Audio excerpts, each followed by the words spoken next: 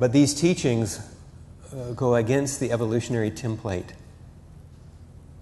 the one that says, I'm separate, I want to make things stable, I only want the things I want, and I want to push away the things that I don't want. This goes against the evolutionary template to undo the cause of suffering, to feel one with all things, to flow with the changing moment, and to remain unmoved by pleasant and unpleasant alike. So how do you go against the flow?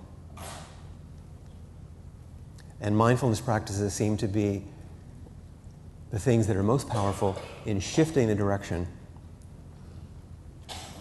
of this evolutionary flow. Most traditionally, mindfulness is thought of as mirror thought. It reflects only what's happening in exactly the way it is happening.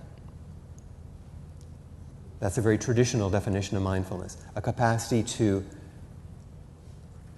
notice what's happening with no extra, nothing added, just noting exactly what's happening. Another teacher says that according to the Buddha Dharma, or the teachings of the Buddha, spirituality means relating with the working basis of one's existence, which is one's state of mind.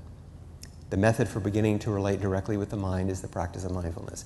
I put this longer one in because the first one says mindfulness is mirror thought. It's just reflective, like a mirror, passive, just reflects. The mirror doesn't do anything. But this teacher is saying not only is it reflective, but it's a way to begin to work with the mind. It's the way to begin to understand the way in which you cause yourself or others suffering. And mindfulness is the way that you begin to become intimate with it. And even more interesting, and sometimes more disturbing, sitting quietly and listening carefully to yourself, you can observe the main voice in which your thoughts recite themselves, which is a lovely way of saying when you sit down and get quiet, you realize your mind is crazy, right? It was when I sit in front of large audiences who are doing meditation, it's extremely inspiring because when I'm sitting here looking out at people who are silent for long periods of time and meditating, it looks like there's a sea of Buddhas. Everybody's very quiet and still and centered, and everybody settles very deeply.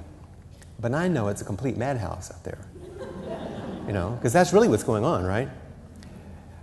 The ability to relate to all of that is what's important, not that all of that is going on. That's normal, that's human. So mindfulness has these qualities of being reflective. It is mirror thought, but it's not passive, it's engaged. Our mind reflects what's happening, but it is intimate with it. It's spacious and open, but very, very connected. And these are qualities that we don't often have in everyday life. Meditation asks us to put two things together that usually aren't linked.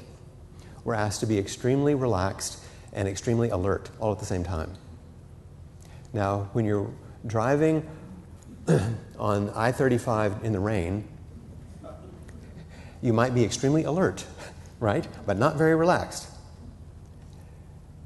And if you go down on the Riverwalk and have a margarita, you can be pretty relaxed, but not very alert, right? But meditation asks us to do things. Drive while drinking. No, to be relaxed and alert at the same time. To be able to be quiet and settled and focused and very, very awake.